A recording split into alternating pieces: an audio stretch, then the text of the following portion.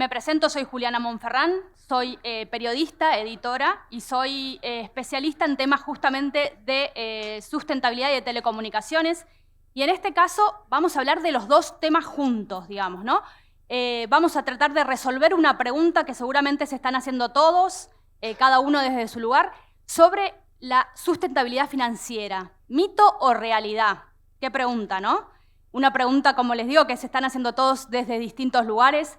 Y para esto vamos a tener a dos invitados que ahora los voy a invitar a pasar, todavía cuando esté listo nuestro panel, que por suerte no soy yo la que tengo que responder esta pregunta, una pregunta que hoy en día en toda la región y especialmente en Argentina es difícil de responder, sino que van a ser nuestros especialistas quienes la respondan.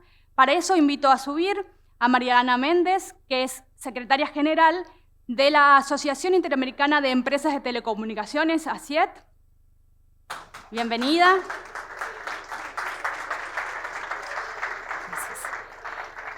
Y también lo invito a pasar a Claudio Zukovicki, economista, y ustedes muchos lo conocerán, divulgador conocido, pero también es el líder en desarrollar el mercado de capitales de la Bolsa de Buenos Aires. Hola, Claudio. Muchas gracias, un placer. Tomen asiento, por favor. Bueno, les presento un poquito más a Mariana, muchos la conocerán seguramente porque tiene gran experiencia en el sector de telecomunicaciones y de empresas de informática de las telecomunicaciones. Y justamente ella tiene experiencia también como reguladora porque fue miembro del Consejo Regulador de Costa Rica y desde 2017 está en la ASIET, desde 2019 lidera la ASIET y hoy nos va a presentar un estudio que realizó el Centro de Investigaciones para América Latina junto con el BID acerca justamente de la brecha de conectividad y cómo la necesidad de inversiones para achicar esta brecha, ¿no? Todo visto obviamente desde una perspectiva financiera y económica. Así que Mariana, te doy el paso. Por favor, contanos un poco de qué se trata este estudio, cuál fue el objetivo para llevarlo a cabo y, bueno, después te vamos a pedir, por supuesto, la receta argentina. Muchas gracias, muy buenas tardes a todos, muchas gracias por la invitación, un verdadero gusto estar acá y compartir este panel con tan distinguidas personalidades, realmente, y por supuesto visitar Buenos Aires en primavera, ¿qué más? Bien, si podemos poner la presentación, si son tan amables. El objetivo de la presentación es básicamente, bueno, dejar algunas cifras en todas las personas que nos acompañan hoy.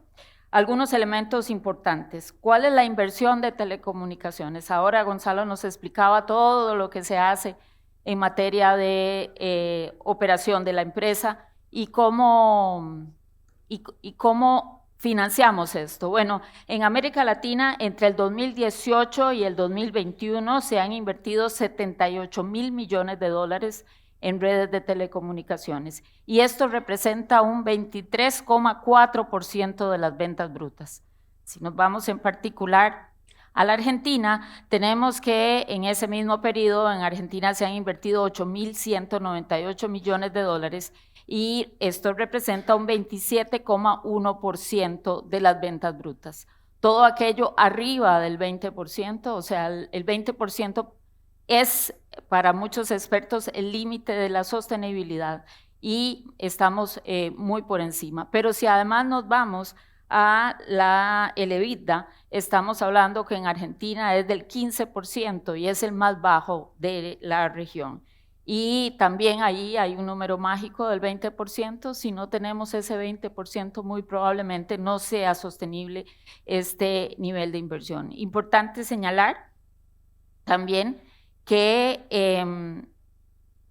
si nosotros tomamos esa inversión tendencial, o sea, como se va invirtiendo en el sector telecomunicaciones y ponemos una serie de metas a cumplir por los operadores y por el país en general en términos de conectividad 5G, en términos de cobertura 4G, en términos de casas pasadas, estamos hablando de que se va a requerir hasta 17.000 millones de dólares adicionales. Entonces tenemos por un lado que la inversión está tocando cifras que ya no son sostenibles, pero si nos vamos a estas metas, vemos que de esa inversión tendencial tenemos que subir un 16% para alcanzar esas metas de cobertura regional. Entonces ahí la pregunta inicial se nos vuelve un poco más compleja. Si nos vamos en particular a la Argentina, como vemos en América Latina es el 16%, en la Argentina el 19%. ¿Pueden los operadores cubrir únicamente ellos ese gap de inversión? No, la respuesta es definitivamente no.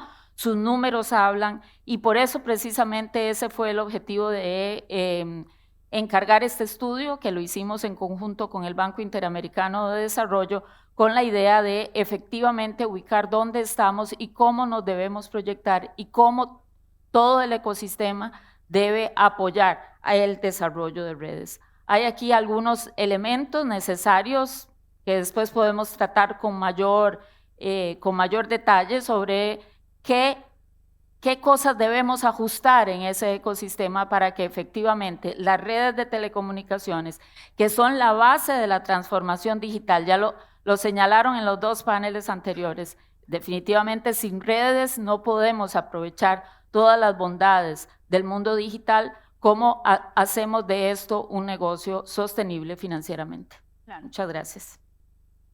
Marliana, una consultita antes de pasar a Claudio. Decías que íbamos a entrar, digamos, más en detalle.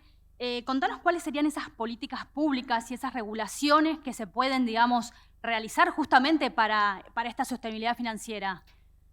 Bueno, definitivamente tenemos que iniciar un proceso de mejora regulatoria, de cambio en el marco normativo, cambio en los reglamentos, en la forma en que la regulación ve la industria. ¿Por qué? Porque esta regulación fue instalada hace muchísimos años, en el momento en que esta era una industria absolutamente distinta. Ya vemos el bombardeo que tenemos, la cantidad de tráfico que manejamos, cómo el contenido cada vez evoluciona más, cómo el cliente se vuelve más exigente. Entonces, bueno, también la regulación debe ajustarse a este ecosistema, algo que ha faltado en América Latina. ¿En algún país está yendo en avanzada en este sentido?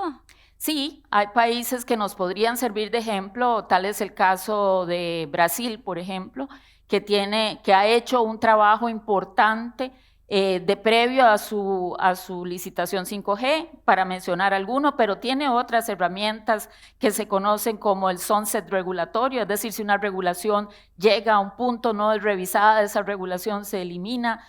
Podríamos hablar de Colombia, donde la Comisión de Regulación de Colombia ha hecho un esfuerzo importante para innovar en materia regulatoria, aunque parecieran de por sí palabras contradictorias, regular e innovar. Sin embargo, Colombia ha abierto espacios de experimentación regulatoria y creo que esta es una tendencia que va en América Latina y que debemos definitivamente subirnos a ese tren para darle sostenibilidad a la industria. Es decir, es un esfuerzo común de todos, o sea, es imposible trabajarlo de forma aislada. Totalmente, no solo desde la perspectiva regulatoria, sino también desde la perspectiva de financiamiento. La aplicación de fondos de servicio universal, que también son fondos de los operadores que entran al Estado y luego se devuelven, creo que ahí hay una oportunidad importante.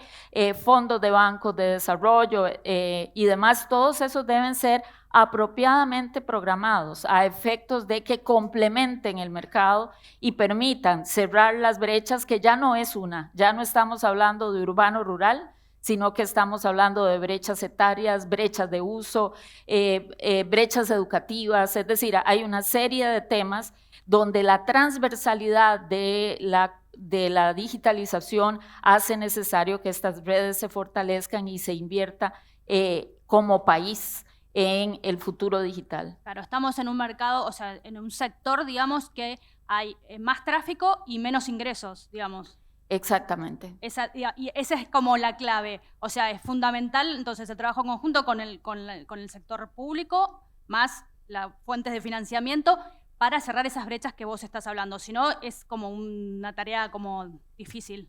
Exactamente, sí, tenemos una ecuación muy difícil de balancear, ya lo hemos visto a lo largo de la mañana. Por un lado, un tráfico creciente, también el tema de que los ingresos se han venido a la baja fuertemente, producto de múltiples aspectos, competencia y en algunos países incluso producto de una regulación todavía muy desfasada. Entonces, sí, es una ecuación en la que debemos trabajar, que debe balancearse, que debe haber también políticas de Estado que efectivamente vean la conectividad como algo transversal a todos los sectores de la economía y muy relevante tratar temas relacionados incluso con vandalismo en redes, piratería de contenidos, o sea, hay una serie de elementos que deben ser tomados en consideración dentro de estas políticas de Estado. Sin embargo, las metas que pude ver en el estudio que realizaron son auspiciosas, digamos, si se cumplen, digamos, ¿no? En cuanto a cobertura tanto del 4G, del 5G, por ejemplo, o sea, de la fibra para el hogar, o sea, son auspiciosas si se logran estos objetivos. Claro, y aún hay mucho espacio en esas metas para seguir creciendo, tampoco podíamos llegar al 100%, sin embargo muchos países han avanzado notablemente en cobertura de casas pasadas, claro, en fibra por ejemplo, sin embargo también persiste un tema de brecha de uso. O sea, 190 millones de personas en América Latina están cubiertas por una red, pero no hacen uso de esa conectividad. Mira, claro. Entonces, ahí se nos meten otras variables dentro de esa ecuación y precisamente por eso se necesita una política bien pensada, política de Estado y una reflexión pausada de cómo acometer estos desafíos y efectivamente llegar a resolverlos de la mejor manera para cada uno de los países. Ahora la parte más difícil, Claudio, la Argentina.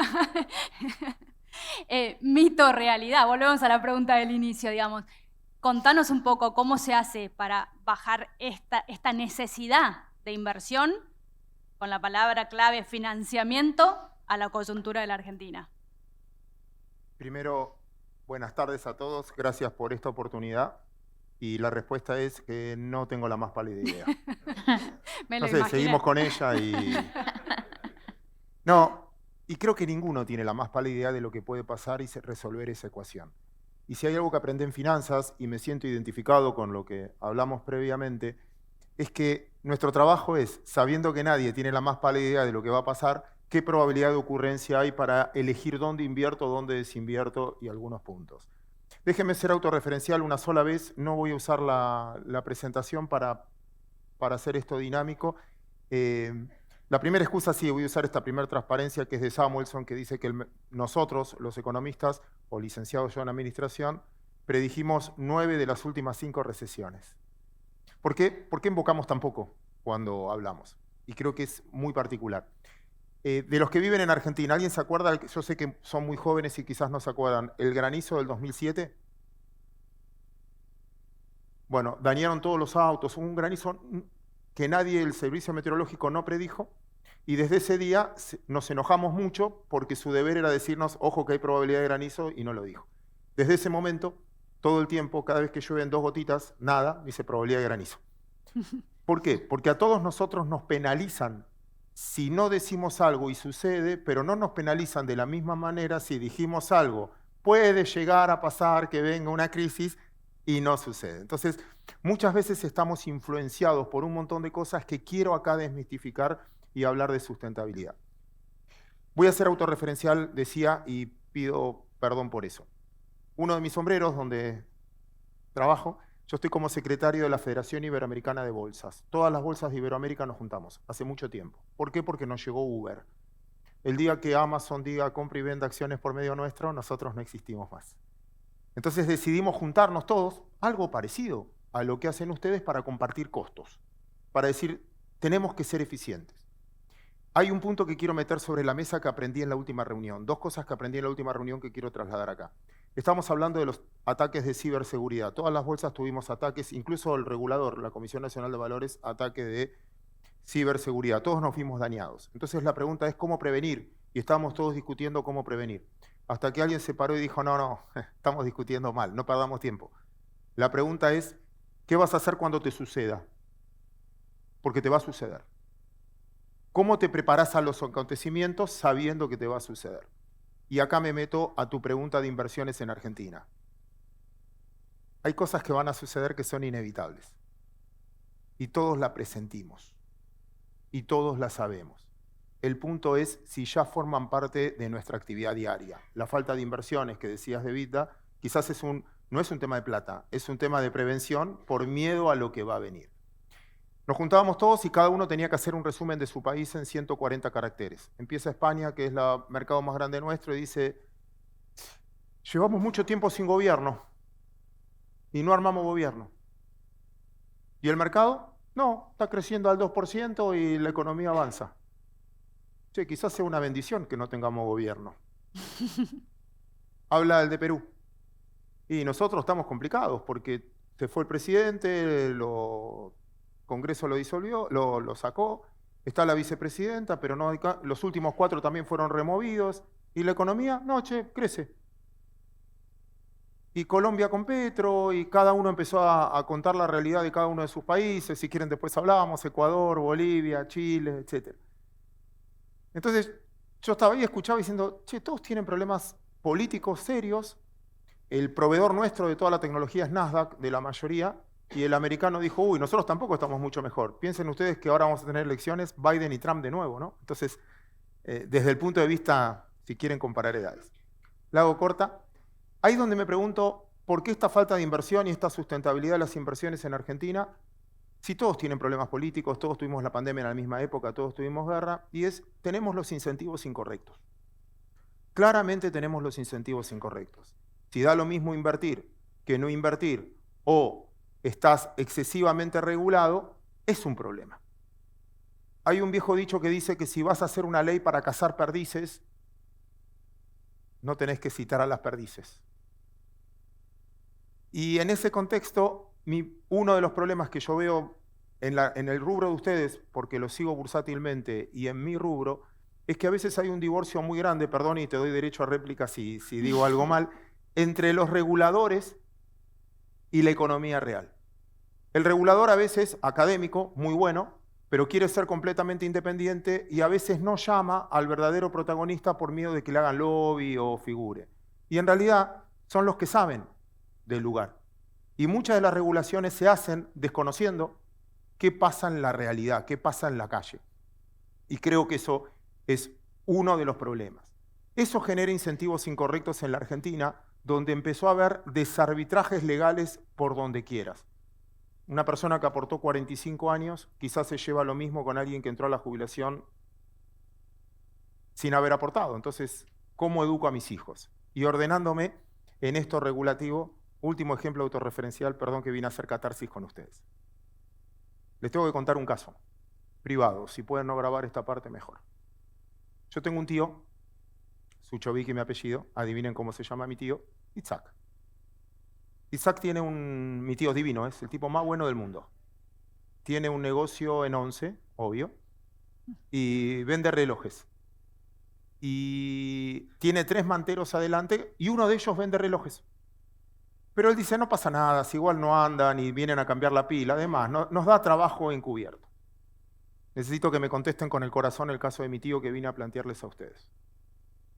Entonces, un día cae el inspector de la municipalidad y le pide a mi tío la oblea del matafuego.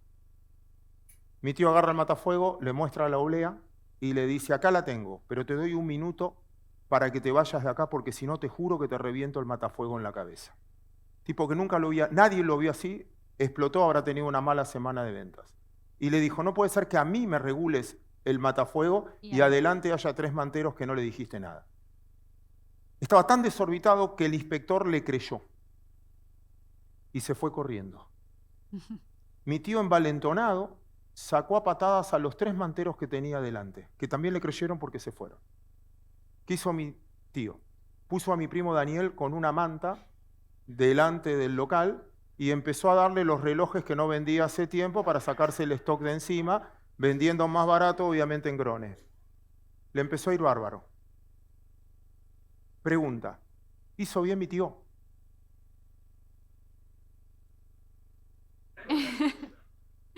Defensa personal. Mirá la duda, digo, ¿no? un inmoral. Pero todos aceptamos la inmoralidad como forma de juego. El 50% de la economía es informal. Hablaba con un colega de Chile después que estaba acá y me mostraba algo que tiene razón. ¿Por qué acá las cosas pegan el doble? Porque en los países que acabo de citar, o en la mayoría, el Estado cumple un rol, pero es del 25-30% del PBI. En Argentina es del 50% del PBI. Depende que me autorice, que no me autorice, que me autorice una importación, que no me autorice. Entonces, la política incide el doble de lo que incide en otros países porque finalmente pasa eso. El primer punto cuando hablamos de sustentabilidad. ¿Y por qué decía que hay cosas que son inevitables y van a suceder? Porque estamos en un momento donde creo que va a venir cambios importantes. No me meto en política, ni opino, ni sé, ni es mi función acá. Pero también voy a repetir un ejemplo que uso muchas veces. ¿Vieron cuando viajan en avión? 10 minutos de turbulencia, te lo aguantás. Te agarras fuerte, pones la música a todo lo que da, hablas con el de al lado, te la aguantás. 1 hora de turbulencia, te parás y le decís al piloto, basta, hermano, tíralo. Tíralo. ¿Para qué esto? Ya está, no quiero saber más nada. Hay un momento donde el pánico, que es lo que estamos viviendo, acelera un proceso. Y acá vengo, creo que, le voy a decir algo que finalmente termina siendo bueno. Hay momentos que los cambios son obligados. No queda otra. O lo hace el mercado o lo termina haciendo finalmente con consenso alguien que gobierne. Argentina tiene un déficit fiscal que son 5 puntos del PBI, más o menos. El gobierno anterior quizás lo pudo financiar endeudándose, pero ahora nadie más te presta. Como nadie más te presta, ¿qué es lo único que puede hacer el Estado para financiar? O sea, yo gasté, quizás a todos los que estamos acá alguna vez gastamos más de lo que nos ingresó. Cuando vos gastás más de lo que te ingresó, agarrás la tarjeta de crédito, la empezás a usar. Cuando te cancelan la tarjeta de crédito, no te dan más crédito, ¿qué haces? O bajás gastos, políticamente incorrecto y sobre todo en época eleccionaria, o subís impuestos, pero ya, por lo que expliqué de mi tío, ya se hizo una economía informal donde cobro menos. ¿Qué me queda hacer? Es más, me mandaron los 3 candidatos, los 5 candidatos que pueden llegar a ganar a hablar con ustedes. ¿Qué pueden hacer?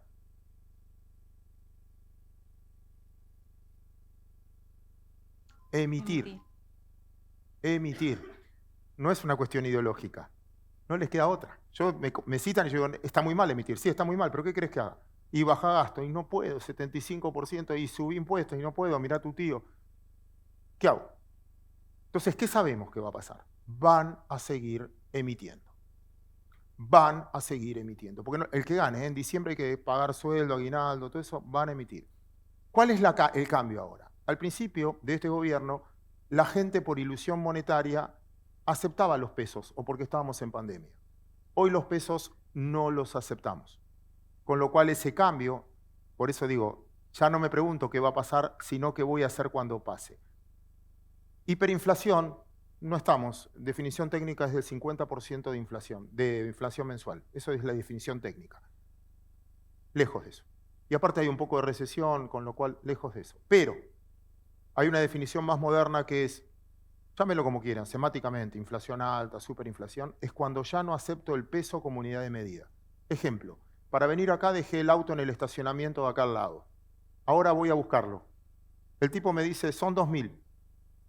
2.000. No tenés 5.000. 5.000. Bajo la cabeza y pago. Tomo un café. 1.200, 1.300, 1.500. Cuando depreciás tu unidad de cuenta como medida. No tenemos referencia de precio. Si ustedes tienen que calcular cuánto te cobro de cable, inversión, no hay referencia de ese precio. Ahí creo que algo va a pasar y después sí creo que Argentina es una oportunidad enorme. Entonces, el primer punto que quería contar es, tenemos un serio problema de sustentabilidad, no lo va a resolver la política, para mí se va a resolver a la fuerza y cada vez siempre pasó lo mismo en Argentina. Pregunta, ¿quién de los que está acá ya vivió una crisis en Argentina? Perdón, pero cuesta ver por la luz. 2, 3, Ahí se ve, todos. 4, las mujeres ya no levanten la mano por una cuestión de coquetería. Y estamos acá.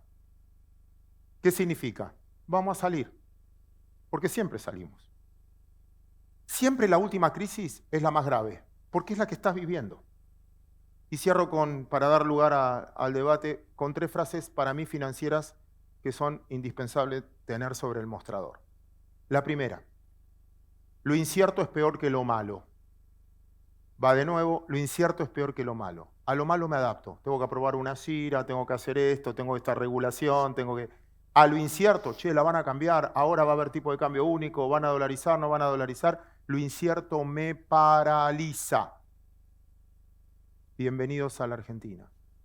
Segunda frase. Los mercados siempre correlacionan a una media. Las cosas terminan valiendo lo que tiene que valer. Es una cuestión de tiempo. Escuchen, un barbijo llegó a valer el doble que un barril de petróleo en el mundo. ¿Me lo pueden explicar? Distorsiones de precios como en la presentación anterior de lo que vale el cable con lo que vale una... No duran en el tiempo porque a largo plazo todo vale lo que tiene que valer. El petróleo terminó valiendo lo que tiene que valer y un barbijo terminó valiendo lo que tiene que valer. El miedo de corto plazo, el pánico puede distorsionar un precio, pero no duran en el tiempo. Nadie vende mercaderías por debajo de reposición de la misma. Entonces el ejemplo más siempre es con las vacas. Todos producen carne porque es un muy buen negocio, entonces todos engordan ganado, y cuando hay el doble de ganados, baja el precio de la carne. Como baja el precio de la carne, empiezo a perder plata. Como pierdo plata, dejo de criar ganado. Como dejo de criar ganado, hay faltante de carne. Los ciclos típicos de toda economía. Y creo que esto va a pasar y hay precios relativos que uno tiene que tener en cuenta a largo plazo. Y la última, los mercados siempre castigan los consensos. Si todo el mundo cree que algo va a pasar, ya pasó, porque ya actuamos en consecuencia. ¿Quién de ustedes tienen todos sus ahorros en pesos en una mesita de luz?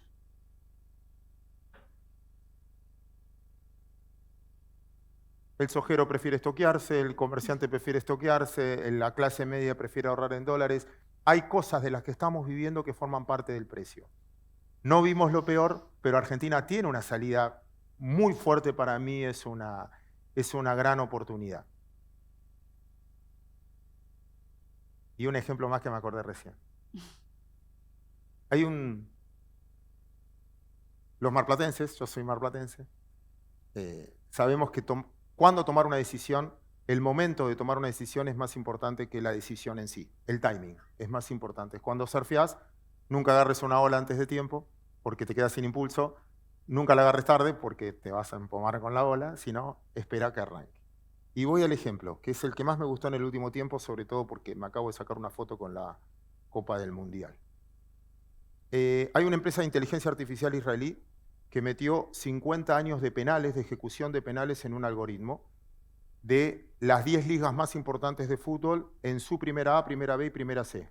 Francia, Italia, Argentina, España, Brasil, Inglaterra. Bueno, metió en un algoritmo 50 años de ejecución de penales de todas las categorías, profesional y semiprofesional.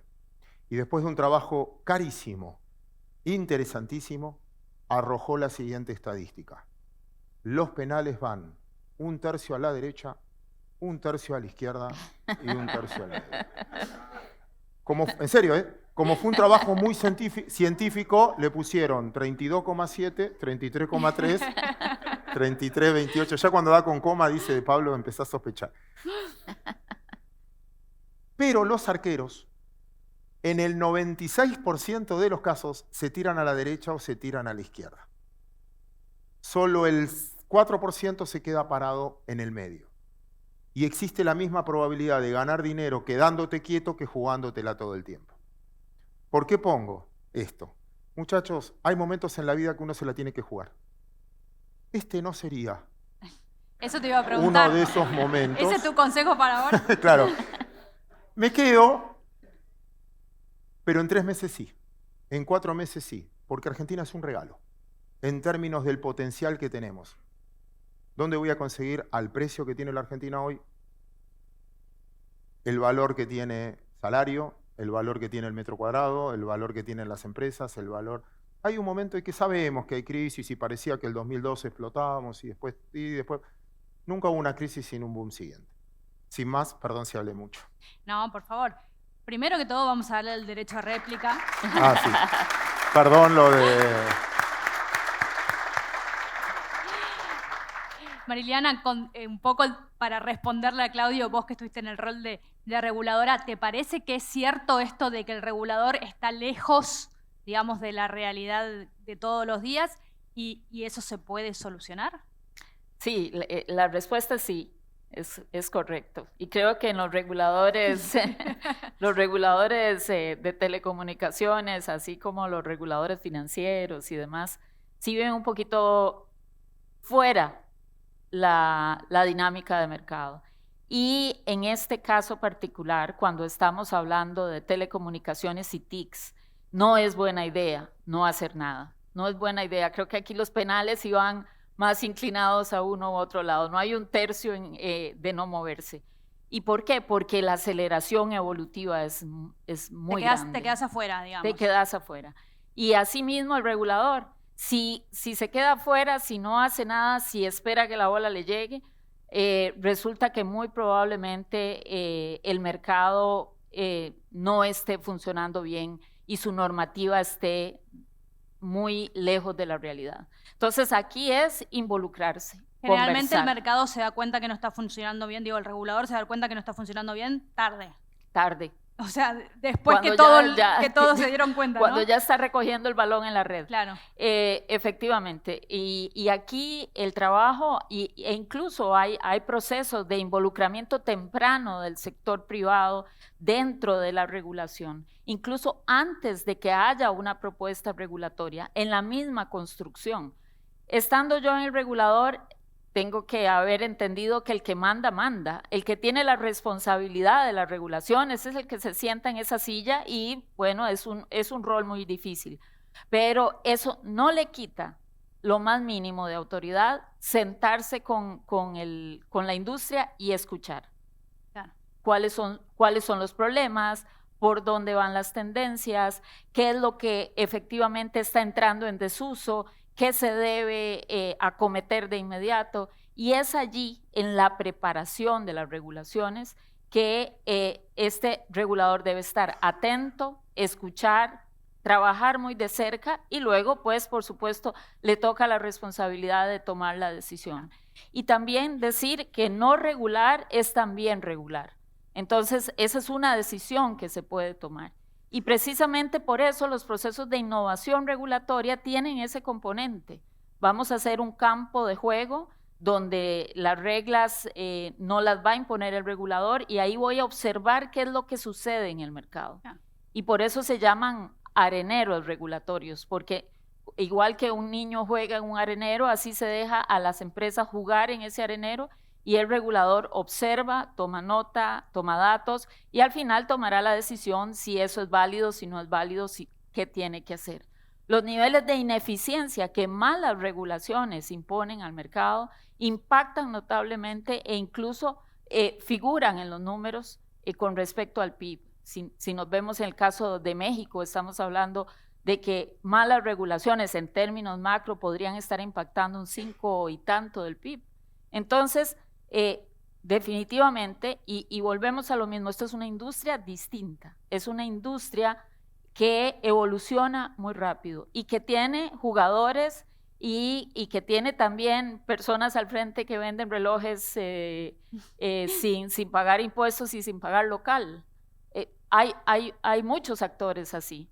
Entonces, veamos cómo impacta, veamos cómo ajustamos las regulaciones, cómo mejoramos el uso del espectro radioeléctrico y de esa forma permitamos que la industria siga creciendo, tal y como los gráficos que vimos en la presentación anterior nos demostraban cómo los usuarios, el tráfico y demás sigue necesitando cada vez más evolución tecnológica. ¿No querés venir a regular Argentina? Claro. Mercado de capitales, nada más. O sea, después...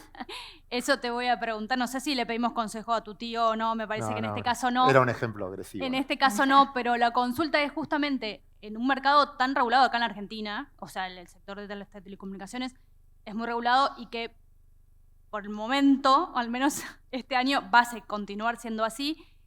¿Cómo se hace para manejar? Un poco vos diste una clave. Y después, creo que palabra clave es confianza, ¿no? Esto de reguladores y privados, a veces hay un poco de desconfianza.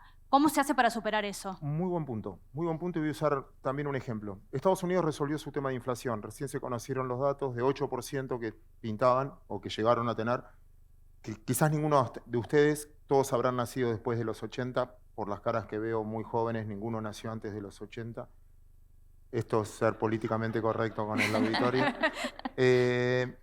Vivió un proceso inflacionario como vivió Estados Unidos. Ahora Estados Unidos pinta más o menos del 3% anual.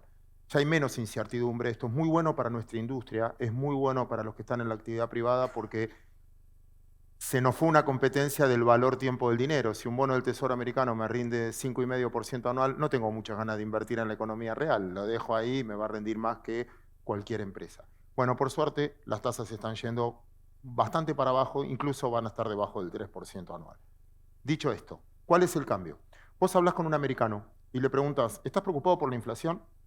Y te dice, sí, muy preocupado, nunca viví algo así. Pero ¿sabes qué? La Reserva Federal se está ocupando. Fin de la discusión. Bien. ¿Le creen? ¿En qué ahorran ustedes? Ustedes también le creen a la Reserva Federal. Mismo ejemplo, Argentina. Le preguntás a un argentino, che, ¿estás preocupado por la inflación? Sí, pero el Banco Central se está ocupando. ¿Qué hacemos? Compramos dólares. Esa es la credibilidad. Hay reguladores que cuando vos ves que les crees, y otra cosa es cuando vos ves carga ideológica atrás. Hay una ley económica que nunca nadie pudo vencer, ningún tipo de gobierno, de izquierda, derecha, militar, ninguno. Vos podés controlar la cantidad o el precio, nunca las dos cosas a la vez. Si vos querés regular el precio, el mercado te pone la cantidad. Yo puedo obligar a Picasso a vender todas sus obras, lo que nunca le voy a poder explicar es que pinte nuevas. Entonces, en ese proceso, el exceso de regulación también es una manera de regular como no regular y genera. Y después hay cambios que están pasando que nos desbordan a todos los que estamos acá. ¿Quién de ustedes tiene WhatsApp? ¿En cuántos grupos están? Miles. ¿Cuánto tarda el mismo meme? No sé si ya recibieron de la República Independiente de Córdoba. ¿Cuántos? Hasta yo lo recibí. Hasta vos lo recibís. Después te contamos qué pasó en un debate. Sí, me imagino. Imágenes de Shanghái. Bueno, ¿cuánto tarda ese meme en llegarte en todo? Y lo que estoy recibiendo, ¿es verdad? No sé. Siempre cuento una historia muy chiquita. Perdón si alguien ya me la escuchó, pero es un caso real que pasó hace muy poco. Elon Musk, ¿lo tienen? ¿Qué? El tipo con más seguidores en el mundo, lejos. Encima ahora es dueño de Twitter, con lo cual cada vez que tuitea algo, es imposible que no lo vean. Imposible que, aunque no lo sigas, te bombardea el tweet. Mirá lo que dijo, mirá lo que dijo. Lo que haríamos todos con nuestros jefes.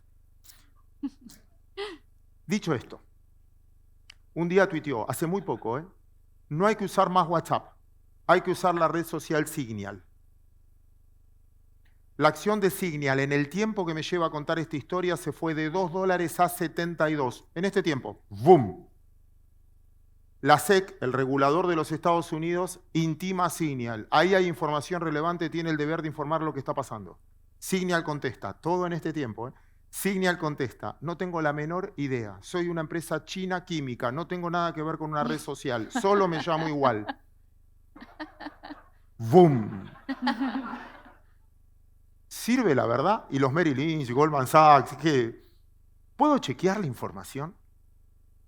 Muchachos, gracias a ustedes, a la tecnología, al avance que están haciendo, la transparencia es obligada. Puedo ver de inmediato si alguien está veraneando en Marbella. No, Marsella. Lo puedo ver en el minuto, hasta el champán que están tomando. Estoy obligado a ser transparente. Ya no es una decisión. Estoy obligado porque estoy expuesto. Esa velocidad del cambio no solo deja fuera al regulador, nos deja fuera a nosotros también como partícipes. Entonces, ¿voy a luchar contra eso? No. ¿Alguien tiene hijos de 12 años? ¿Salen de la habitación? ¿Eran un avatar? No sé. Pero esa velocidad del cambio a la industria de ustedes, mucho más grave que a la mía, te obliga a trabajar. El regulador se tiene que sentar ahí. Y decir, porque si no van a estar todos por afuera, o sea, se van a quedar sin cobrar impuestos, o sea, ni siquiera va a poder mantenerse el propio regulador, porque ¿de qué va a vivir si los que contribuyen en el sistema dejan de pagar? Tengo que fomentar al que hace las cosas bien, al que hace las cosas transparentes. Tengo que tener los incentivos correctos, al revés de los que tuvo mi tío, que por eso quise contar la historia. Estamos por cerrar, digamos, este panel y quiero que cada uno haga su conclusión, pero un poco la palabra incentivos, o sea, cómo tener el incentivo para hacer las cosas bien, digamos, ¿no? Por un lado, y por otro lado, palabra oportunidades. Diana, no sé si nos querés cerrar, digamos, como, bueno, vimos por ahí quizás varios números no tan alegres, si se quiere decir, pero ¿hay oportunidades? Por supuesto que sí las hay. Es retador, el escenario es muy retador, sin embargo es posible acometer la tarea, y no solo es posible, sino que es necesario. El desarrollo de los países pasa por la digitalización, y a partir de ello, realmente esa base de la pirámide que vimos que son las telecomunicaciones deben estar muy sólidas y además con la capacidad de crecimiento necesaria para soportar el desarrollo de capas superiores. Entonces, definitivamente sí, la oportunidad existe y la oportunidad es ahora. Y una palabrita que también me quedó por ahí en el tintero, esto de que desde el sector como gran referente del triple impacto, ¿no? Claro.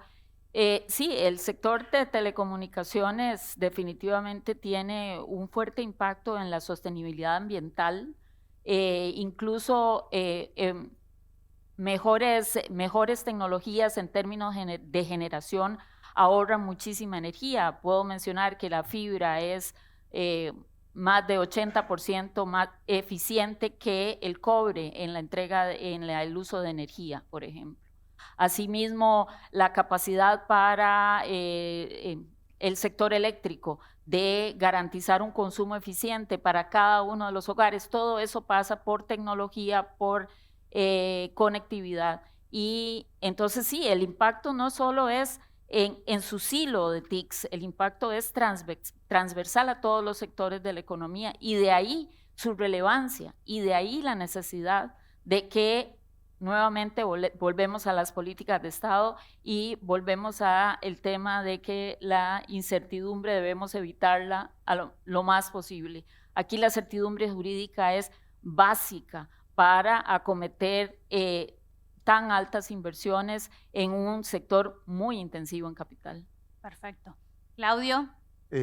Bueno, copio lo que dijo ella. Solo el timing, si la inversión, la oportunidad es ahora o dentro de 2 o 3 meses en ese punto. Argentina siempre fue un barco. Yo a veces digo que para cualquier empresario es mejor una regla, aunque no sea muy buena, estable en el tiempo, que la mejor regla que no sé si va a perdurar o no. Una de las cosas que aprendí últimamente también en finanzas es diferenciar algo que es permanente a algo que es solo transitorio. Si yo entiendo que una regla es solo transitorio, aguanto. Si creo que es permanente, amoldo la empresa para los cambios permanentes. Es como que me lesiono la rodilla, el médico me dice, Claudio, si haces kinesiología todos los días y haces la rehabilitación, en 6 meses estás en la cancha. Lo veo transitorio, me voy a esforzar y es muy probable que en 6 meses vuelva a jugar. Si me dice, no creo que recuperes la rodilla, no sé, no sabemos, me genera incertidumbre, es muy probable que engorde, que me quede en casa y que el problema sea permanente. Creo que el problema argentino es transitorio, hay un problema muy serio. Argentina es un barco que siempre navega así, en vez de navegar así, navega así. La mitad está abajo del agua y la otra mitad está arriba del agua. Y cada vez que hay un cambio de gobierno, en vez de poner el barco así, hace esto. Y los que están abajo del agua ahora están arriba y los que están arriba... Estamos claros que el exportador financió al importador en el último tiempo y es probable que lo que vivamos ahora sea lo inverso. El punto es, tener los incentivos correctos creo que también es una exigencia social. Ser sustentable no es una cuestión de políticamente correcto. Lo vivimos en las bolsas. Ser sustentable es un muy buen negocio. Primero evitas multas. Claro, evitas riesgo, ¿no? Es una cuestión de riesgo, como vos decías hace un ratito. Es una cuestión de que ya se gana plata. Ya emitís un bono por debajo del precio, etc. Tener buen gobierno corporativo es un buen negocio, no es que si tengo diversidad, no solo de género, diversidad en el directorio, quedó comprobado si agarrás las empresas.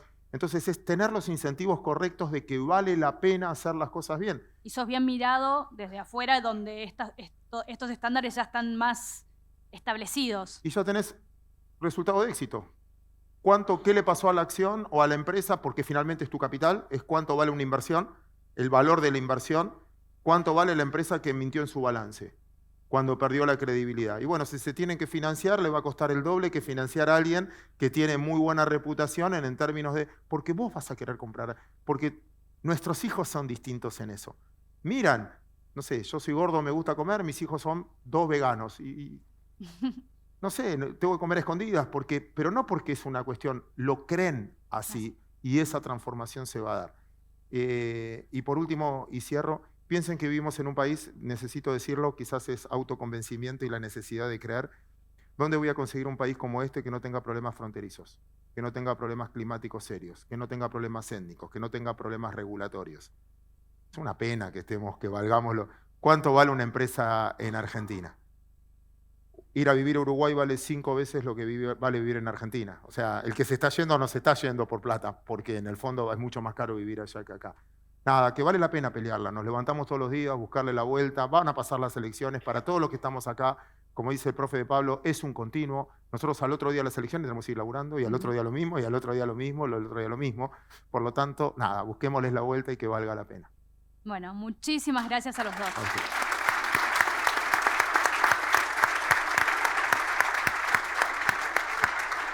Bueno, muchísimas gracias. Espero que les hayamos podido responder esta pregunta si mito o realidad.